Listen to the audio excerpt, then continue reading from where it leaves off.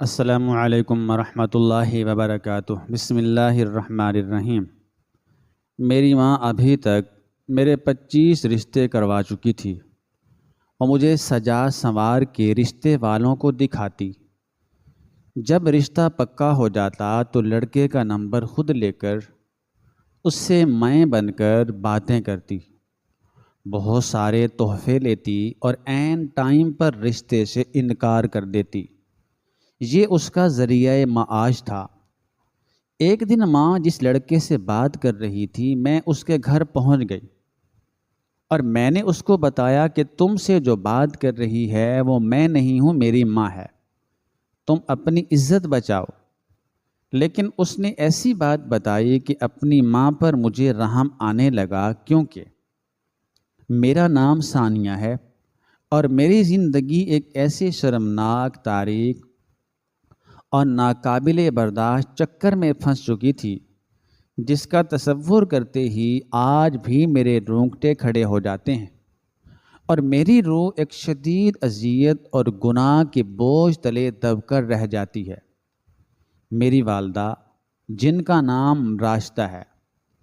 انہوں نے میری زندگی اور میرے وجود کو ایک ایسا منافع بخش کاروبار بنا لیا تھا جس کی بنیاد سراسر جھوٹ، فریب، مکاری اور لوگوں کے جذبات سے کھیلنے پر رکھی گئی تھی۔ میں جب جوانی کی دہلیز پر قدم رکھ چکی تھی تو ہر عام لڑکی کی طرح میری آنکھوں میں بھی ایک پرسکون گھرانے،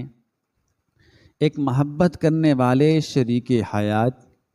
اور ایک خوبصورت مستقبل کے بے شمار رنگین اور معصوم خواب سجے ہوئے تھے۔ لیکن مجھے اس بات کا قطعی طور پر کوئی اندازہ نہیں تھا کہ میری اپنی ہی سگی ماں میرے ان پاکیزہ اور معصوم خوابوں کو اپنے غلیظ لالچ اور ہوس کی بھین چڑھا دے گی۔ میری والدہ ایک انتہائی تیز ترار، چرب زبان اور ظاہری رکھ رکھاؤ میں بے حد ماہر خاتون تھیں۔ وہ جانتی تھیں کہ لوگوں کو اپنی میٹھی اور پرکشش باتوں کے جال میں کیسے پھنسانا ہے، اور ان کی اسی مکاری کا سب سے بڑا نشانہ میری ذات اور میری شادی کا معاملہ بن چکا تھا۔ میری والدہ نے میرا رشتہ کروانے کے نام پر ایک ایسا گھناؤنا اور نہ ختم ہونے والا کھیل شروع کر رکھا تھا جس نے میرے ضمیر کو اندر سے مکمل طور پر کھوکھلا کر دیا تھا۔ جب بھی کہیں سے میرے لیے رشتے کا کوئی پیغام آتا تو میری والدہ پورے گھر کو انتہائی نفاست سے سجاتی اور مجھے کسی دکان میں رکھے ہوئے انتہائی قیمتی اور خوبصورت کھلونے کی طرح تیار کرتی۔ وہ میرے چہرے پر غازہ لگاتی، مجھے انتہائی قیمتی اور رنگ برنگے ملبوسات پہناتی اور مجھے سختی سے یہ تاکید کرتی کہ میں نے مہمانوں کے سامنے اپنی نظریں جھکا کر رکھنی ہے اور ایک انتہائی شرمیلی اور فرما بردار لڑکی ہونے کا مکمل اور بے عیب مظاہرہ کرنا ہے۔ میں اپنی والدہ کے خوف اور ان کے رعب کی وجہ سے ان کی ہر بات ماننے پر مجبور تھی۔ جب لڑکے والے ہمارے گھر آتے تو میری والدہ ان کے سامنے میری تعریفوں کے ایسے پل باندھتی کہ سننے والے سنتے ہی رہ جاتے، سننے والے دنگ رہ جاتے۔ وہ انہیں یہ یقین دلاتی کہ میں گھر کے ہر کام میں ماہر ہوں اور مجھ سے زیادہ نیک اور سلیقہ شعار لڑکی انہیں پورے شہر میں کہیں نہیں ملے گی۔ ان کی ان چکنی چپڑی باتوں اور میری ظاہری خوبصورتی کو دیکھ کر ہر آنے والا خاندان فوراً رشتے کے لیے رضامند ہو جاتا اور بات پکی ہونے کے مراحل تک پہنچ جاتی۔ لیکن اصل اور شرمناک کھیل کا آغاز اس وقت ہوتا جب یہ رشتہ طے پا جاتا۔ میری والدہ انتہائی چالاکی اور مکاری کے ساتھ لڑکے والوں سے یہ کہتی ہیں کہ وہ اپنی بیٹی کی خوشی اور اس کی پسند کو بہت اہمیت دیتی ہیں، اس لیے وہ چاہتی ہیں کہ لڑکا اور لڑکی شادی سے پہلے ایک دوسرے کو جاننے اور سمجھنے کے لیے آپس میں بات چیت کر لیں۔ لڑکے والے میری والدہ کی اس بظاہر روشن خیالی اور محبت بھری بات کو انتہائی خوش دلی سے قبول کر لیتے اور یوں اس لڑکے کا رابطہ نمبر میری والدہ کے پاس آ جاتا۔ یہاں سے وہ غلیظ ڈرامہ شروع ہوتا جس نے میری راتوں کی نیندیں اور میرے دن کا سکون مکمل طور پر برباد کر دیا تھا۔ میری والدہ اس لڑکے سے بات کرنے کے لیے مجھے کبھی اجازت نہیں دیتی تھی، بلکہ وہ خود اپنے کمرے کا دروازہ بند کر کے میری آواز کی نقل اتار کر اور ایک نوجوان لڑکی کی طرح انتہائی باریک اور میٹھی آواز بنا کر اس لڑکے سے گھنٹوں باتیں کرتی تھیں۔ وہ لڑکا یہی سمجھتا تھا کہ وہ اپنی ہونے والی بیوی ثانیہ سے بات کر رہا ہے، اور وہ اپنے دل کے تمام جذبات، اپنی محبت اور اپنے مستقبل کے تمام خواب میری والدہ کے سامنے کھول کر رکھ دیتا، اور میری والدہ ایک انتہائی ماہر اور شاطر فنکارہ کی طرح اس کے ہر جذبے کا جواب محبت اور شرم و حیا کی جھوٹی چاشنی میں ڈبو کر دیتی۔ وہ لڑکے کو اپنی میٹھی باتوں کے ایسے سحر میں مبتلا کر دیتی کہ وہ لڑکا ان کی ہر بات ماننے اور ان کی ہر فرمائش پوری کرنے کے لیے اندھا ہو جاتا۔ باتوں کے اس طویل سلسلے کے دوران میری والدہ انتہائی مکاری اور ہوشیاری کے ساتھ اس لڑکے کے ساتھ اپنی مختلف اور جھوٹی مجبوریاں یا خواہشات ظاہر کرنا شروع کر دیتی۔ کبھی وہ کہتی انہیں ایک خاص قسم کا انتہائی قیمتی لباس پسند آ گیا ہے،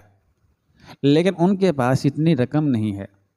کبھی وہ کسی مہنگے زیور کی فرمائش کرتی اور کبھی محض تحفے کے نام پر بھاری رقوم کا مطالبہ کر دیتی۔ وہ بیچارہ لڑکا جو اپنی ہونے والی بیوی کی محبت میں مکمل طور پر گرفتار ہو چکا ہوتا، وہ فوراً ان کی ہر فرمائش پوری کر دیتا۔ ہمارے گھر میں ہر دوسرے دن انتہائی قیمتی تحائف، مہنگے ملبوسات اور سونے کی چوڑیاں، انگوٹھیاں، نقدی سے بھرے ہوئے لفافے آنا شروع ہو جاتی۔ میری والدہ ان تمام تحائف کو دیکھ کر خوشی سے پھولے نہیں سماتی تھی، اور ان کی آنکھوں میں لالچ کی وہ بھیانک چمک مزید تیز ہو جاتی تھی۔ وہ ان تحائف کو بازار میں بیچ کر بھاری منافع کماتی ہیں اور اس رقم کو اپنے پوشیدہ خزانوں میں جمع کرتی رہتی۔ میں جب بھی ان تحائف اور اس حرام کی کمائی کو دیکھتی تو میرا دل خون کے آنسو روتا۔ میں اپنی والدہ کے قدموں میں گر کر منتیں کرتی اور ان سے ہاتھ جوڑ کر التجا کرتی کہ یہ سب بند کر دیں خدارا، لوگوں کے جذبات اور ان کی عزتوں کے ساتھ اس طرح مت کھیلیں، یہ بہت بڑا گناہ ہے،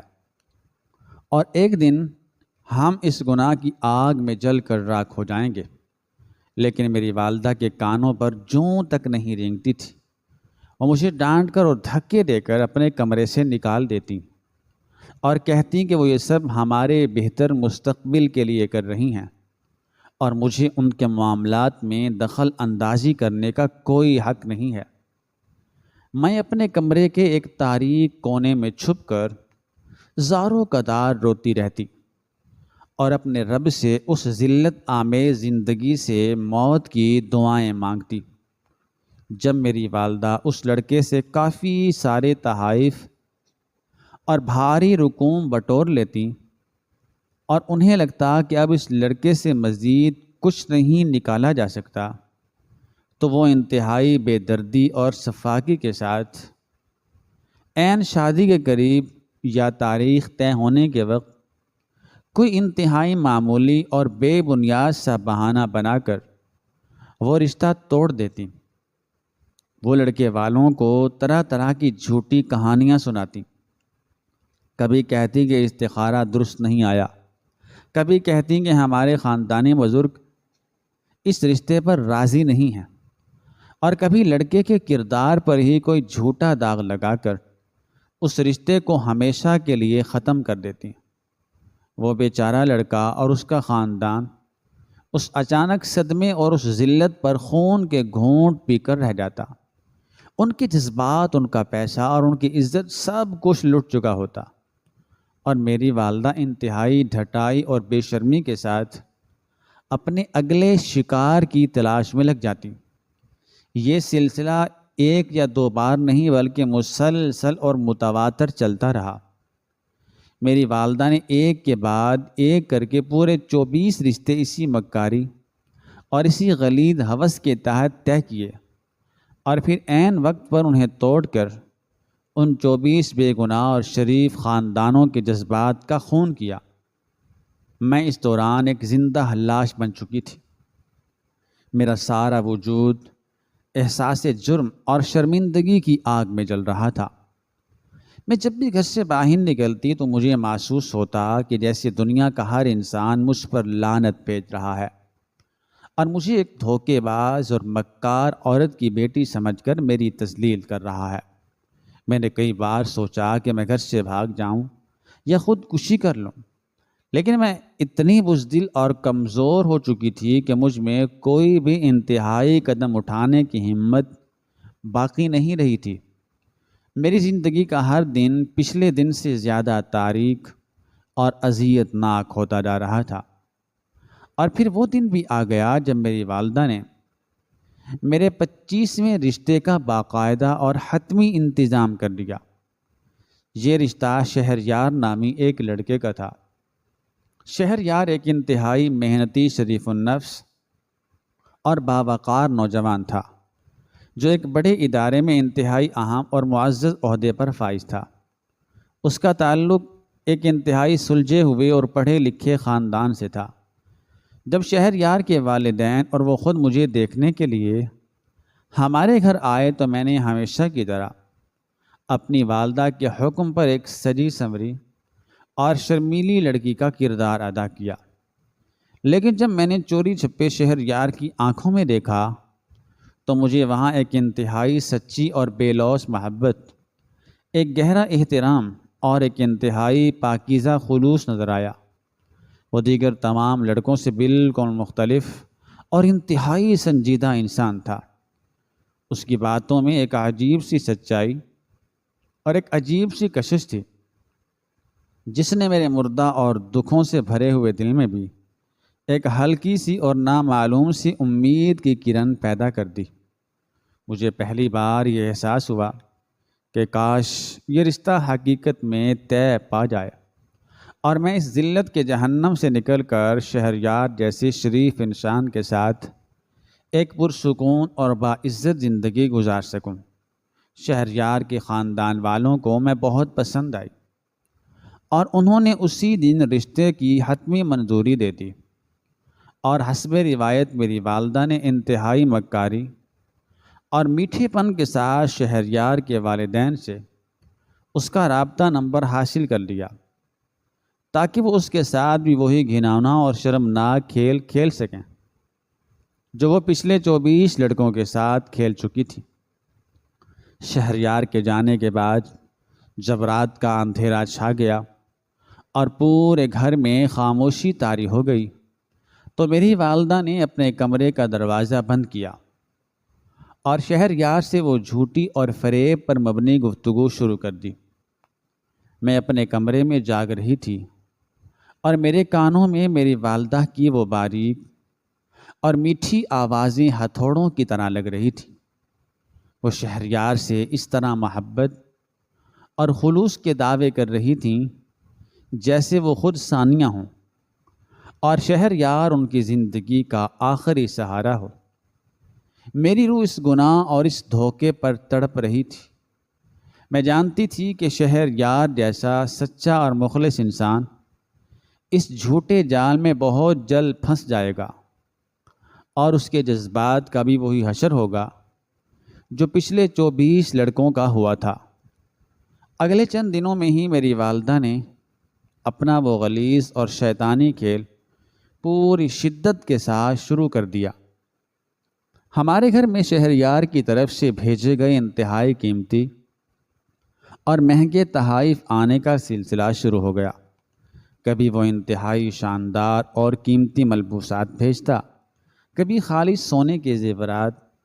اور کبھی میری والدہ کی کسی جھوٹی اور من گھڑت مجبوری کو سن کر بھاری نقدی کے لفافے بھجوا دیتا۔ جب بھی میں ان تحائف کو دیکھتی تو مجھے محسوس ہوتا کہ شہریار کی محنت کی کمائی نہیں بلکہ اس کے خلوص اور اس کی سچائی کا جنازہ ہے، جسے میری والدہ انتہائی بے دردی سے اٹھا رہی ہیں۔ ایک دن میں نے اپنے کمرے کے دروازے کی در سے دیکھا کہ میری والدہ انتہائی خوشی اور لالچ کے ساتھ ان تمام زیورات اور پیسوں کو گن رہی ہیں جو شہر یار نے بھجوائے تھے۔ ان کے چہرے پر ایک ایسی بھیانک اور درندوں جیسی مسکراہٹ تھی جس نے میرے دل کو چیر کر رکھ دیا، اور اسی لمحے میرے اندر کئی سالوں سے دبا ہوا وہ غصہ، وہ بغاوت اور وہ احساس جرم ایک خوفناک طوفان کی طرح ابل پڑا۔ میرے ضمیر نے مجھے انتہائی زوردار تکلیف دے کچوکے لگائے اور مجھے اس بات پر مجبور کر دیا کہ اگر میں نے آج بھی خاموشی اختیار کی اور شہریار جیسے شریف اور بے گناہ انسان کو اس خونی دھوکے کا شکار ہونے دیا تو میں اللہ کے عذاب اور اس کی پکڑ سے کبھی نہیں بچ سکوں گی۔ میں نے اپنے دل میں یہ انتہائی سخت، پختہ اور حتمی فیصلہ کر لیا کہ چاہے مجھے اس کی جو بھی قیمت ادا کرنی پڑے، چاہے میری والدہ مجھے جان سے مار دیں یا مجھے گھر سے نکال دیں، لیکن میں اس 25ویں رشتے کو اس بھیانک انجام تک نہیں پہنچنے دوں گی، اور میں شہریار کو اپنی والدہ کی اس تمام مکاری، اس دھوکے اور اس ہوس کے بازار سے مکمل طور پر آگاہ کروں گی، تاکہ وہ اپنی محنت کی کمائی، اپنی عزت اور اپنے جذبات کو مزید لٹنے سے بچا سکے۔ میرے اندر ایک عجیب سی اور غیر معمولی طاقت آ گئی تھی۔ میں نے اسی دن چوری چھپے اپنی والدہ کے کمرے میں جا کر اس کاغذ کے ٹکڑے کو تلاش کیا جس پر شہریار کے گھر کا مکمل اور تفصیلی پتہ درج تھا۔ جب میری والدہ دوپہر کے وقت گہری نیند سو رہی تھیں تو میں نے انتہائی خاموشی کے ساتھ اپنے کپڑے تبدیل کیے اور ایک بڑی سی چادر میں اپنے آپ کو اچھی طرح چھپا کر گھر کے پچھلے دروازے سے باہر نکل آئی۔ باہر انتہائی شدید اور جھلسا دینے والی گرمی تھی اور سورج آگ برسا رہا تھا، لیکن میرے اندر لگی ہوئی وہ احساس جرم کی آگ اس گرمی سے کہیں زیادہ تیز اور تکلیف دہ تھی۔ میں نے تیز تیز قدموں سے چلنا شروع کیا اور شہر کے ان پرہجوم اور شور زدہ سڑکوں پر سے گزرتی ہوئی شہریار کے گھر کی طرف روانہ ہو گئی۔ راستے میں میرے دل میں ہزاروں وسوسے اور خوفناک خیالات گردش کر رہے تھے۔ مجھے ڈر تھا کہ جب میں شہریار کو یہ تلخ اور روح فرسا سچائی بتاؤں گی تو اس کا رد عمل کیا ہوگا۔ کیا وہ مجھے دھتکار دے گا؟ کیا وہ مجھے ایک دھوکے باز اور غلیظ عورت سمجھ کر میرے منہ پر تھوک دے گا، یا وہ غصے میں آ کر پولیس کو بلا لے گا اور ہم دونوں ماں بیٹی کو جیل کی ان تاریک اور اندھیری کوٹریوں میں سڑا دے گا؟ میرے پاؤں خوف اور گھبراہٹ کی وجہ سے کانپ رہے تھے اور میرا گلا خشک ہو چکا تھا، لیکن میں نے اپنے ارادے کو ذرا بھی متزلزل نہیں ہونے دیا، کیونکہ میں جانتی تھی کہ یہ میری زندگی کا آخری اور سب سے اہم موقع ہے جب میں اپنے دامن پر لگے ہوئے اس گناہ کے داغ کو کچھ حد تک دھو سکتی ہوں۔ کئی گھنٹوں کی مسافت اور کئی لوگوں سے راستہ پوچھنے کے بعد بالآخر میں شہر کے اس انتہائی پرسکون، پوش اور معزز علاقے میں پہنچ گئی جہاں شہریار کا گھر واقع تھا۔ اس کا گھر انتہائی شاندار اور باوقار تھا، جس کی بیرونی دیواروں پر خوبصورت بیلیں چڑھی ہوئی تھیں اور وہاں ایک عجیب سا سکون طاری تھا۔ میں اس بڑے اور بھاری لوہے کے دروازے کے بالکل سامنے جا کر کھڑی ہو گئی۔ میرے دل کی دھڑکنیں اس قدر تیز اور بے قابو ہو چکی تھیں کہ مجھے لگ رہا تھا کہ میرا دل پسلیاں توڑ کر باہر آ جائے گا۔ میں نے اپنے کانپتے اور لرزتے ہوئے ہاتھوں سے اس دروازے کی گھنٹی بجائی اور اپنی سانسوں کو قابو میں کرنے کی ایک ناکام سی کوشش کی، کچھ ہی دیر بعد دروازہ ایک ہلکی سی آواز کے ساتھ اندر کی طرف کھلا اور ایک بوڑھے خادم نے باہر جھانک کر میری طرف سوالیہ نظروں سے دیکھا۔ میں نے انتہائی ڈرتے اور ہچکچاتے ہوئے اس سے کہا کہ مجھے شہریار صاحب سے ایک انتہائی ضروری اور زندگی موت کے مسئلے پر بات کرنی ہے، اور یہ ملاقات ان کے لیے بے حد اہم ہے۔ اس خادم نے مجھے اندر آنے کا راستہ دیا اور مجھے ایک انتہائی خوبصورت اور شاندار مہمان خانے میں بٹھا دیا۔ میں اس مہمان خانے کے ایک کونے میں رکھی ہوئی کرسی پر انتہائی سمٹ کر اور اپنے آپ کو چھپا کر بیٹھ گئی۔ میرا پورا وجود ایک شدید لرزے کی زد میں تھا، اور میں اپنے ذہن میں ان تمام الفاظ اور ان تمام جملوں کو ترتیب دینے کی کوشش کر رہی تھی جو میں نے شہریار کے سامنے بولنے تھے۔ چند ہی منٹوں کے بعد اس کمرے کا دروازہ کھلا اور شہریار انتہائی پروقار اور سنجیدہ قدموں کے ساتھ اندر داخل ہوا۔ اس نے مجھے دیکھتے ہی پہچان لیا، اور اس کے چہرے پر ایک انتہائی شدید اور گہری حیرت کے تاثرات ابھر آئے، کیونکہ اس کے لیے اپنی ہونے والی بیوی کا اس طرح اچانک اور بغیر کسی اطلاع کے اس کے گھر آنا انتہائی غیر متوقع اور حیران کن تھا۔ میں اپنی کرسی سے کھڑی ہو گئی اور میری آنکھوں میں ندامت اور شرمندگی کے بے تحاشا آنسو تیرنے لگے۔ شہریار نے انتہائی نرمی اور تہذیب کے ساتھ مجھ سے پوچھا کہ ثانیہ، تم یہاں اس وقت اور اس حالت میں کیسے، اور کیا سب کچھ خیریت تو ہے؟ اس کے ان نرم اور مہذب الفاظ نے میرے اندر کے اس طوفان کو مزید تیز کر دیا، اور میرے حلق سے ایک انتہائی دردناک اور کانپتی ہوئی آواز نکلی جس میں میری تمام تر اذیت اور میرا سارا کرب شامل تھا۔ میں نے روتے ہوئے اور اپنے ہاتھ جوڑتے ہوئے اس سے کہا، شہریار، میں ثانیہ ہوں، لیکن میں وہ ثانیہ بالکل نہیں ہوں جس سے تم روزانہ رات کو گھنٹوں باتیں کرتے ہو، اور جس کی محبت اور جس کے خلوص پر اعتبار کر کے تم اپنی محنت سے کمائے ہوئے پیسے اور وہ تمام انتہائی قیمتی تحائف ہمارے گھر بھیج رہے ہو۔ میں نے اپنے آنسوؤں کو صاف کیے بغیر انتہائی بلند اور پھٹی ہوئی آواز میں اسے وہ تمام سچائی بتانا شروع کر دی جو میرے سینے میں ایک ناسور بن کر پک چکی تھی۔ میں نے اس سے کہا کہ شہریار، اپنی عزت، اپنی دولت اور اپنے ان پاکیزہ جذبات کو بچا لو، کیونکہ تم جس عورت سے فون پر اپنی محبت اور اپنے مستقبل کی باتیں کرتے ہو وہ کوئی جوان لڑکی یا تمہاری ہونے والی بیوی نہیں ہے، بلکہ وہ میری انتہائی لالچی، دھوکے باز اور مکار ماں راشدہ ہے، جو میری آواز کی نقل اتار کر تمہارے ساتھ ایک انتہائی غلیظ اور شرمناک کھیل کھیل رہی ہے، اور اس کا واحد مقصد صرف اور صرف تم سے وہ تحفے اور وہ دولت بٹورنا ہے جس کے لیے وہ میری ذات اور میرے نام کو استعمال کر رہی ہے، اور وہ عین شادی کے وقت تمہیں بھی اسی طرح ذلیل کر کے چھوڑ دے گی جس طرح وہ اس سے پہلے 24 بے گناہ اور شریف خاندانوں کو برباد کر چکی ہے۔ میری یہ تمام باتیں سن کر شہریار کے چہرے پر جو تاثرات ابھرے وہ میری توقعات سے بالکل مختلف تھے۔ وہ نہ تو مجھ پر چلایا اور نہ ہی اس نے غصے کا کوئی مظاہرہ کیا، بلکہ وہ انتہائی خاموشی اور ایک عجیب سی جمود کے ساتھ مجھے دیکھتا رہا۔ اس کی ان گہری اور پرسکون آنکھوں میں میرے ان تمام ہوش ربا اور تلخ انکشافات کو سننے کے بعد بھی کوئی حیرت، کوئی دکھ یا کسی قسم کے غصے کی کوئی ہلکی سی جھلک بھی موجود نہیں تھی،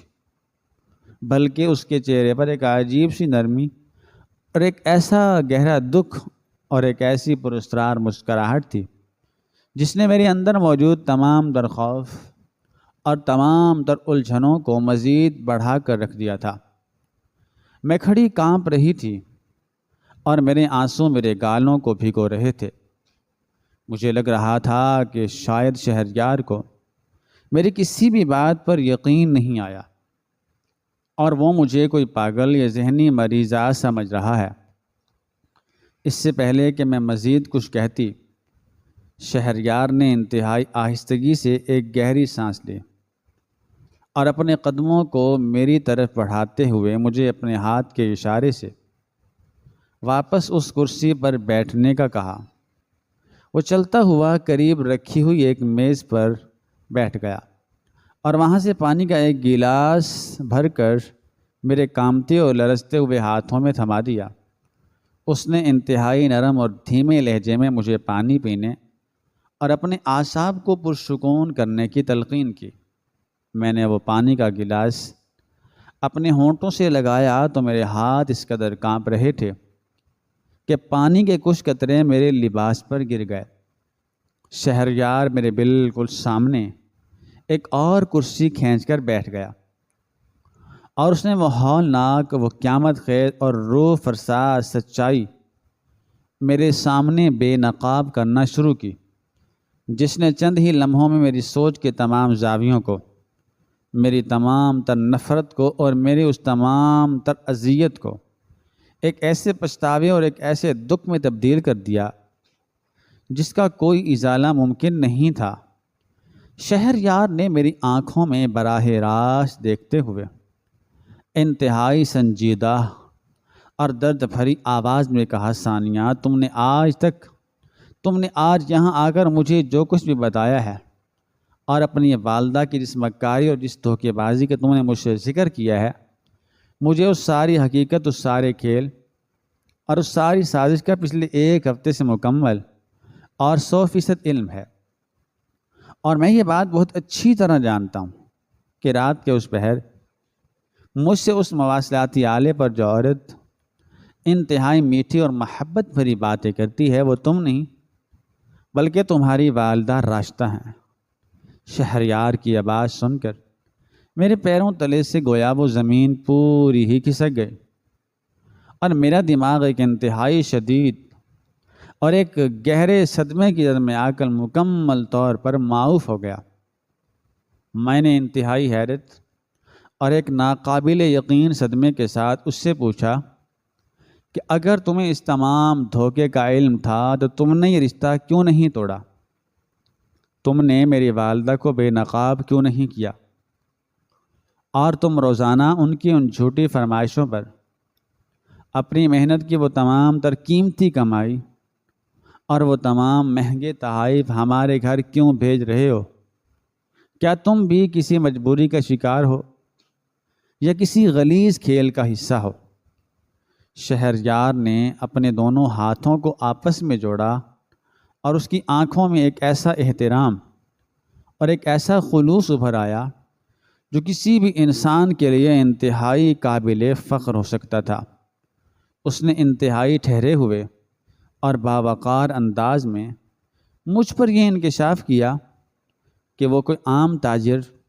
یا کسی عام ادارے کا کوئی عام سا اہلکار نہیں ہے،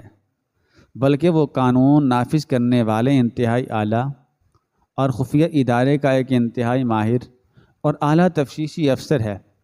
جس کا کام معاشرے میں چھپے ہوئے ان ناشوروں اور ان ظالم درندوں کو بے نقاب کرنا اور انہیں قانون کے کٹہرے میں لانا ہے، جو شریف اور بے گناہ انسانوں کی مجبوریوں کا فائدہ اٹھا کر ان کی زندگیوں کو جہنم بنا دیتے ہیں۔ شہریار نے بتایا کہ وہ تمہاری والدہ کی کسی مکاری یا کسی دھوکے کا شکار نہیں ہوا، بلکہ وہ جان بوجھ کر اور ایک انتہائی سوچے سمجھے اور باقاعدہ منصوبے کے تحت تمہاری والدہ کو وہ تمام بھاری رقوم اور وہ تمام قیمتی تحائف فراہم کر رہا تھا تاکہ وہ تمہاری والدہ کو اس انتہائی گہرے اور تاریک دلدل سے نکال سکے جس میں وہ تمہاری اور صرف تمہاری عزت اور تمہاری پاکیزگی کو بچانے کے لیے دھنستی چلی جا رہی تھی۔ شہریار کے یہ الفاظ میرے لیے کسی معمے سے کم نہیں تھا۔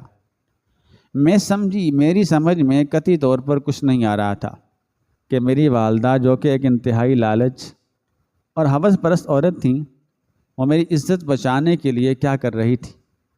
اور شہریار ان کی مدد کس طرح اور کیوں کر رہا تھا۔ میں نے روتے ہوئے اور ہاتھ جوڑتے ہوئے شہریار سے التجا کی کہ وہ مجھے مکمل اور سچی بات بتائے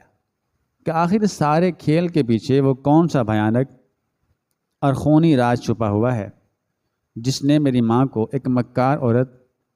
اور مجھے ایک زندہ لاش بنا دیا ہے۔ شہریار نے ایک طویل آہ بھری اور اس نے مجھے وہ سچائی بتانا شروع کی جس نے میری روح کے ٹکڑے کر دیے اور میرے اندر اپنی ماں کے لیے ایک ایسا رحم اور ایک ایسی عقیدت پیدا کر دی جس کا میں نے کبھی تصور بھی نہیں کیا تھا۔ شہریار نے بتایا کہ ثانیہ، تمہاری والدہ کوئی دھوکے باز، کوئی لالچی یا کوئی ہوس پرست عورت نہیں ہے، بلکہ وہ اس دنیا کی سب سے عظیم، سب سے بہادر اور سب سے مظلوم ماں ہے، جنہوں نے اپنی سگی بیٹے کی عزت، اس کے وقار اور اس کے مستقبل کو بچانے کے لیے اپنے ہی ہاتھوں سے اپنی عزت، اپنے وقار اور اپنے نام کو اس معاشرے کے غلیظ بازار میں نیلام کر دیا اور اپنے ماتھے پر ایک مکار اور لالچی عورت کا وہ سیاہ داغ سجا لیا جسے دھونا کسی کے بس میں ممکن نہیں ہے۔ شہریار نے انتہائی کرب اور دکھ کے ساتھ انکشاف کیا کہ تمہارا اپنا سگا چچا، یعنی تمہارے مرحوم والد کا سگا بھائی، ایک انتہائی غلیظ، بدفطرت اور شیطان صفت انسان ہے جس نے تمہارے والد کی موت کے بعد تمہاری جائیداد پر قبضہ کرنے کی کوشش کی تھی، لیکن تمہاری والدہ نے اس کی ایک نہ چلنے دی اور تم دونوں کو اس کے شر سے محفوظ رکھا۔ لیکن اس ظالم اور درندہ صفت چچا نے اپنی اس شکست اور اپنی اس ہوس کا انتقام لینے کے لیے ایک انتہائی غلیظ اور شرمناک سازش تیار کی۔ اس نے آج سے کئی سال پہلے تمہاری کچھ عام اور سادہ تصاویر کو حاصل کر کے انتہائی جدید اور غلیظ طریقوں سے ان تصاویر کو اس طرح جوڑ کر اور تبدیل کر کے ان کی شکل بگاڑ دی کہ وہ تصاویر انتہائی شرمناک اور بیہودہ بن گئیں، جنہیں دیکھ کر کوئی بھی شریف انسان شرم سے پانی پانی ہو جائے۔ اس ظالم انسان نے وہ تمام جعلی اور غلیظ تصاویر تمہاری والدہ کو دکھائیں اور انہیں یہ انتہائی خوفناک دھمکی دی کہ اگر تمہاری والدہ نے اسے ہر ماہ ایک انتہائی بھاری اور مقررہ رقم ادا نہ کی تو وہ تمہاری ان تمام بیہودہ اور شرمناک تصاویر کو پورے خاندان، پورے محلے اور پورے شہر میں پھیلا دے گا اور تمہاری عزت کو اس طرح خاک میں ملا دے گا کہ تم ساری زندگی کسی کو منہ دکھانے کے قابل نہیں رہو گی، اور کوئی بھی شریف انسان تم سے شادی تو کیا تمہارا نام لینا بھی گوارا نہیں کرے گا۔ شہریار کے منہ سے نکلنے والا ایک ایک لفظ میرے دل پر کسی بھاری اور گرم ہتھوڑے کی طرح لگ رہا تھا۔ میری آنکھوں کے سامنے اندھیرا چھا گیا اور میرا سارا وجود کانپنے لگا۔ شہریار نے میری حالت کو نظر انداز کرتے ہوئے اپنی بات کو جاری رکھا اور بتایا کہ تمہاری والدہ، جو کہ ایک بیوہ اور اکیلی عورت تھیں، وہ اپنے سگے دیور کی اس غلیظ اور جان لیوا دھمکی کے سامنے مکمل طور پر بے بس اور لاچار ہو گئیں۔ وہ جانتی تھیں کہ اگر تمہاری وہ تصاویر باہر آ گئیں تو تمہاری زندگی ہمیشہ کے لیے تباہ ہو جائے گی اور تم جیتے جی مر جاؤ۔ تمہاری والدہ نے تمہاری عزت اور تمہاری اس معصوم مسکراہٹ کو بچانے کے لیے اس ظالم درندے کی ہر شرط کو تسلیم کر لیا، لیکن ان کے پاس اتنی بھاری رقم موجود نہیں تھی کہ وہ ہر ماہ اس ظالم کی اس ہوس کو پورا کر سکتے۔ اس لیے تمہاری اس مظلوم اور بے بس ماں نے اپنی عزت نفس کو مار کر اور اپنے ضمیر کو قتل کر کے یہ رشتوں کا وہ غلیظ اور جھوٹا کھیل شروع کیا جس کی وجہ سے تم ان سے نفرت کرنے لگی تھی۔ تمہاری ماں نے ان 24 شریف خاندانوں کے جذبات سے صرف اس لیے کھیلا تاکہ وہ ان لڑکوں سے تحائف اور رقم بٹور کر اسے بیچ سکیں، اور اس رقم سے وہ تمہارے اس درندہ صرف چچا کا وہ منہ بند ہو سکے جو تمہاری عزت کو نگلنے کے لیے ہر وقت کھلا رہتا تھا۔ تمہاری ماں روزانہ رات کو فون پر ان لڑکوں کی منتیں کرتی، ان کی جھوٹی محبت کا ڈرامہ کرتی اور اپنی عزت کو تار تار کرتی، صرف اس لیے کہ تم صبح اٹھ کر کسی طعنے یا کسی ذلت کا شکار نہ ہو۔ اور وہ عین شادی کے وقت ہر رشتہ اس لیے توڑ دیتی کیونکہ وہ جانتی تھیں کہ اگر تمہاری شادی ہو گئی اور اس کے بعد تمہارے اس چچا نے وہ تصاویر تمہارے سسرال والوں کو دکھا دیں تو وہ لوگ تمہیں ذلیل و خوار کر کے گھر سے نکال دیں گے، اور تمہاری وہ طلاق تمہاری ماں کے لیے موت کا پروانہ ثابت ہوگی۔ اس لیے وہ کبھی کسی رشتے کو انجام تک پہنچنے ہی نہیں دیتی تھی تاکہ تم ان کے سائے میں محفوظ رہ سکو۔ شہریار نے ایک گہری سانس لی اور میری ان آنکھوں کی طرف دیکھا جو آنسوں سے مکمل طور پر سرخ ہو چکی تھی اور جن میں اب صرف اور صرف اپنی اس عظیم ماں کے لیے بے پناہ رحم اور ایک شدید ترین دکھ موجود تھا۔ میں نے روتے ہوئے اپنے ہاتھوں سے اپنا چہرہ چھپا لیا اور میرے منہ سے صرف ہچکیوں اور سسکیوں کی آوازیں نکل رہی تھی۔ مجھے اپنی اس نفرت پر اور اپنی اس حقارت پر جو میں نے اپنی ماں کے لیے اپنے دل میں پال رکھی تھی اس قدر شدید شرمندگی اور ندامت ہو رہی تھی کہ میں چاہتی تھی کہ زمین پھٹے اور میں اس میں غرق ہو جاؤں۔ میری وہ ماں جسے میں اس دنیا کی سب سے لالچی اور گندی عورت سمجھتا تھا، وہ تو دراصل ایک ایسی قربانی اور ایک ایسے درد کے عذاب سے گزر رہی تھی جس کا تصور کر کے بھی کسی انسان کی روح کانپ اٹھے۔ اس نے میری ذات کو بچانے کے لیے اپنے پورے وجود کو اس معاشرے کی لعن طعن اور اس ذلت کے گڑھے میں پھینک دیا تھا، اور میں کتنی کم ظرف اور کتنی اندھی تھی کہ میں ان تحائف اور اس حرام کمائی کے پیچھے چھپے ہوئے اپنی ماں کے ان آنسوؤں اور اس کی اس بے بسی کو کبھی نہیں دیکھ سکی۔ میں نے اپنے آنسو صاف کرتے ہوئے شہریار سے پوچھا کہ اگر یہ سچ ہے تو تمہیں ان تمام پوشیدہ اور خونی رازوں کا علم کیسے ہوا، اور تم میری اور میری ماں کی مدد کس طرح کر رہے ہو؟ شہریار نے انتہائی پرسکون اور مضبوط لہجے میں جواب دیا کہ ثانیہ، میں ایک تفتیشی افسر ہوں، اور آج سے کچھ عرصہ قبل مجھے ایک اور معاملے کی تفتیش کے دوران تمہارے اس چچا کے غلیظ کارناموں اور اس کی ان بلیک میلنگ کی سرگرمیوں کا سراغ ملا تھا۔ جب میں نے اس کے خلاف خاموشی سے اور خفیہ طریقے سے تحقیقات شروع کیں تو مجھے معلوم ہوا کہ اس کا سب سے بڑا شکاری کوئی اور نہیں بلکہ اس کی اپنی ہی سگی بھابھی اور اس کی اپنی ہی بھتیجی ہیں۔ میں نے تمہاری والدہ کی ان تمام مجبوریوں اور ان کے اس رشتوں والے کھیل کا مکمل اور تفصیلی کھوج لگایا، اور جب میں نے اس تمام سچائی کو جان لیا تو میں نے فیصلہ کیا کہ میں ان ظالم چچا کو رنگے ہاتھوں اور مکمل ثبوتوں کے ساتھ گرفتار کروں گا تاکہ اسے قانون کے مطابق کڑی اور عبرتناک سزا دلوائی جا سکے۔ لیکن اس ظالم کو پکڑنے کے لیے مجھے ایسے پختہ اور حتمی ثبوتوں کی ضرورت تھی جو اسے کسی بھی صورت میں بچنے کا موقع نہ دے سکیں۔ اس لیے میں نے جان بوجھ کر اور ایک مکمل منصوبے کے تحت تمہارے گھر رشتے کا پیغام بھجوایا، اور تمہاری والدہ کے ان تمام باتوں کو انتہائی خاموشی کے ساتھ اپنے مواصلاتی آلات میں محفوظ کرنا شروع کر دیا۔ میں نے تمہاری والدہ کو جو بھی قیمتی تحائف اور جو بھی بھاری رقوم کے لفافے بھیجے تھے وہ سب کے سب میرے محکمے کے خاص اور نشان زدہ تھے جن پر وہ خاص کیمیائی مواد لگا ہوا تھا، جس کی مدد سے ہم اس رقم کو کہیں بھی آسانی سے تلاش کر سکتے تھے۔ شہر یار نے انتہائی فاتحانہ اور پرعزم انداز میں بتایا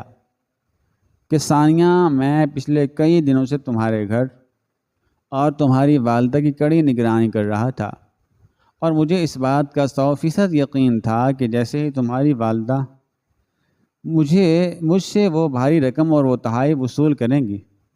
اور فوراً اس رقم کو تمہارے اس ظالم چچا کے حوالے کرنے کے لیے جائیں گی تاکہ وہ اس مہینے کی وہ بھاری قسط ادا کر سکیں اور تمہارے ان غلیظ تصاویر کو باہر آنے سے روک سکیں۔ اور آج کا یہ دن وہی مقررہ اور حتمی دن ہے جب تمہارے چچا نے تمہاری والدہ کو اس رقم کی وصولی کے لیے اپنے اس خفیہ اور تاریک ٹھکانے پر طلب کر رکھا ہے، اور میری تفتیشی ٹیم مکمل طور پر تیار اور مسلح ہو کر اس ظالم کے اس ٹھکانے کا محاصرہ کر چکی ہے۔ شہریار کے ان تمام حیرت انگیز اور ہوش ربا انکشافات نے میرے اندر ایک ایسی طاقت اور ایک ایسی ہمت پیدا کر دی جس نے میرے تمام خوف کو ختم کر کے رکھ دیا۔ میں نے فوراً اپنی کرسی سے اٹھتے ہوئے شہریار سے کہا کہ خدا را، مجھے ابھی اور اسی وقت اپنی ماں کے پاس لے چلو۔ میں اس کے قدموں میں گر کر اس سے معافی مانگنا چاہتی ہوں، اور میں اپنی آنکھوں سے اس درندے کو ذلیل ہوتے اور کٹہرے میں کھڑے ہوتے دیکھنا چاہتی ہوں جس نے میری اور میری ماں کی زندگی کو جہنم بنا دیا تھا۔ شہریار نے فوراً حامی بھر لی اور ہم دونوں تیزی کے ساتھ اس کے گھر سے باہر نکل کر اس کی سواری میں بیٹھ گئے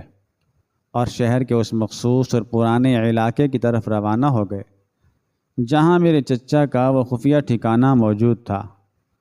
راستے میں میرا دل مسلسل دعائیں مانگ رہا تھا اور میری آنکھوں سے اپنی ماں کی اس بے لوث محبت اور اس کی اس لازوال قربانی کی یاد میں آنسوؤں کی جھڑی لگی ہوئی تھی۔ کچھ ہی دیر کے سفر کے بعد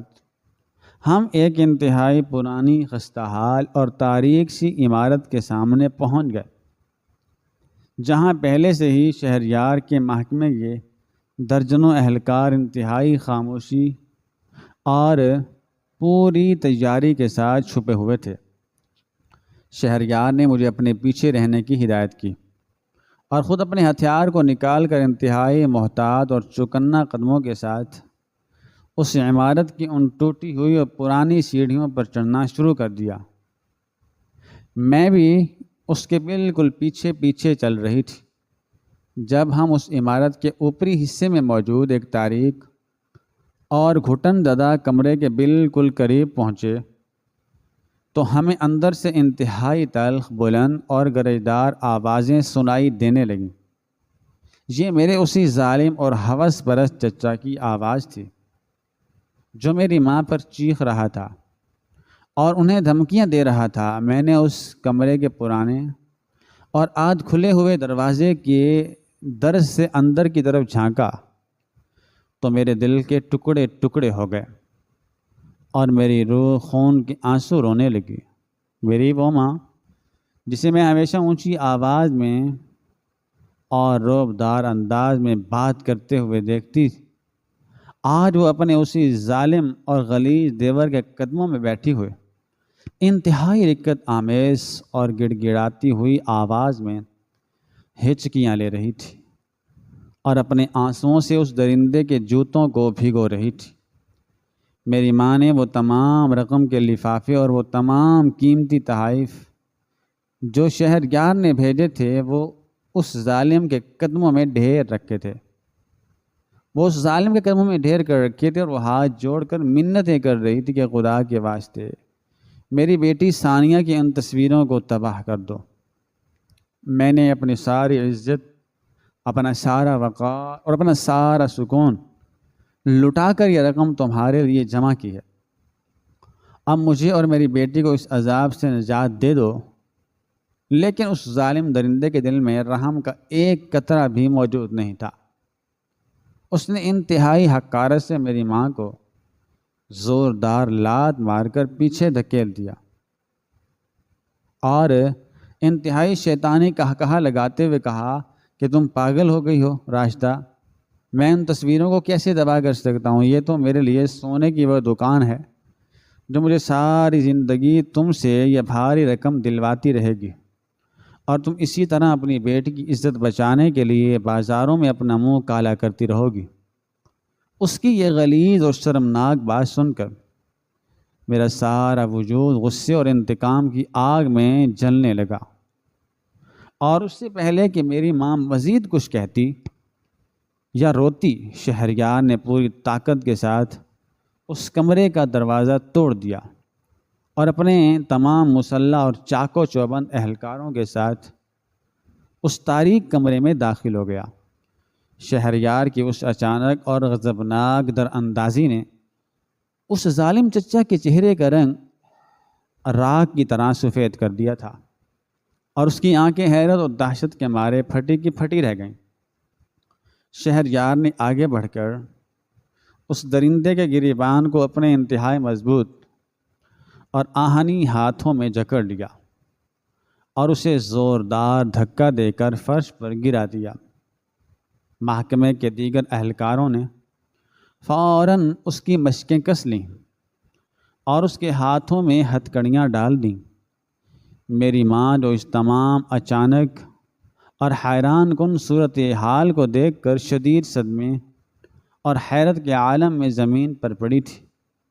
میں نے دوڑ کر اس کے قدموں میں اپنا سر رکھ دیا اور دھاڑیں مار مار کر رونے لگی۔ میں نے اپنی ماں کے ان ہاتھوں کو چوما اور اپنے آنسوؤں سے ان کے پاؤں دھوتے ہوئے کہا کہ اے میری عظیم اور مظلوم ماں، مجھے معاف کر دو۔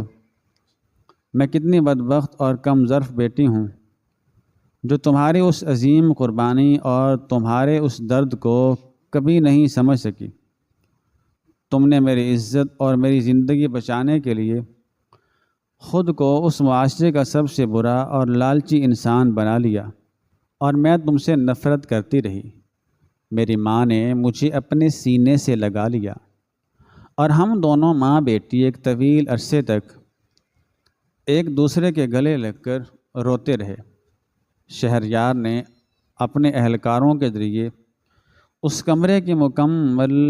اور تفصیلی تلاشی لی، اور وہاں سے وہ تمام غلیظ اور جعلی تصاویر، ان کے تمام ثبوت اور وہ تمام نشان زدہ رقم برآمد کر لی جو اس ظالم کو سزا دلوانے کے لیے کافی تھی۔ شہریار نے انتہائی غصے اور حقارت کے ساتھ اس ظالم چچا کے چہرے پر ایک زوردار تھپڑ رسید کیا اور اسے اہلکاروں کے حوالے کرتے ہوئے کہا کہ اس ظالم درندے کو قید خانے کی ان سب سے تاریک اور اندھیری کوٹھریوں میں ڈال دو جہاں یہ اپنی بقیہ تمام زندگی اس ذلت اور اس رسوائی کے ساتھ سسک سسک کر گزارے جو یہ ان بے گناہ اور شریف عورتوں کو دینا چاہتا تھا۔ اس ظالم کو انتہائی ذلت اور رسوائی کے ساتھ گھسیٹتے ہوئے اس عمارت سے باہر نکال لیا گیا، اور اس کی ان تمام غلیظ اور شیطانی سازشوں کا ہمیشہ کے لیے خاتمہ ہو گیا۔ اس رات جب ہم اپنے گھر واپس لوٹے تو ہمارے گھر کی فضا اور ہمارے دلوں کا بوجھ مکمل طور پر ہلکا ہو چکا تھا۔ میری ماں نے شہریار کا انتہائی عاجزی اور لجاجت کے ساتھ شکریہ ادا کیا اور اس کے قدموں میں بیٹھ کر اس سے وہ تمام دعائیں دیں جو ایک ماں کے دل سے نکلتی ہیں۔ شہریار نے میری ماں کو انتہائی عزت اور احترام کے ساتھ زمین سے اٹھایا اور ان کے ہاتھ چومتے ہوئے کہا کہ ماں جی، آپ کوئی عام عورت نہیں ہیں، بلکہ آپ ممتا اور قربانی کا وہ عظیم شاہکار ہیں جس کی مثال اس دنیا میں کہیں نہیں مل سکتی، اور میں نے آپ کی اور ثانیہ کی یہ مدد کسی احسان کے طور پر نہیں کی، بلکہ یہ میرا فرض تھا۔ شہریار نے میری طرف دیکھا اور اس کی آنکھوں میں وہی سچی محبت اور وہی خلوص موجود تھا جو میں نے پہلی بار دیکھا تھا۔ اس نے انتہائی مہذب اور باوقار انداز میں میری ماں سے مخاطب ہو کر کہا کہ ماں جی، میں نے وہ رشتہ کوئی جھوٹا یا تفشیش کے بہانے نہیں بھیجا تھا۔ بلکہ میں واقعی ثانیہ سے سچی محبت کرتا ہوں اور میں اسے اپنی زندگی کا ساتھی بنانا چاہتا ہوں۔ اگر آپ مجھے اس قابل سمجھیں تو میں ثانیہ کو وہ تمام خوشیاں اور وہ تمام عزت دینا چاہتا ہوں جس کی وہ حقدار ہے۔ میری ماں کی آنکھوں سے خوشی کے آنسو چھلک پڑے اور انہوں نے انتہائی محبت اور شفقت کے ساتھ شہریار کے ماتھے کو چومتے ہوئے اس رشتے کو اپنی مکمل اور خوش بھری رضامندی دے دی، اور اس طرح میری زندگی کا وہ تاریک، شرمناک اور دکھوں سے بھرا ہوا دور ہمیشہ کے لیے ختم ہو گیا، اور مجھے شہریار کی صورت میں ایک ایسا سچا، باوقار اور عظیم انسان مل گیا جس نے نہ صرف مجھے اور میری ماں کو اس ذلت کے جہنم سے نکالا بلکہ میری اس ماں کے ماتھے پر لگے ہوئے اس لالچ اور اس دھوکے کے داغ کو بھی ہمیشہ کے لیے دھو دیا جس کے پیچھے صرف اور صرف میری عزت اور میری زندگی کی بقا کا ایک انتہائی دردناک اور روح فرسا راز چھپا ہوا تھا۔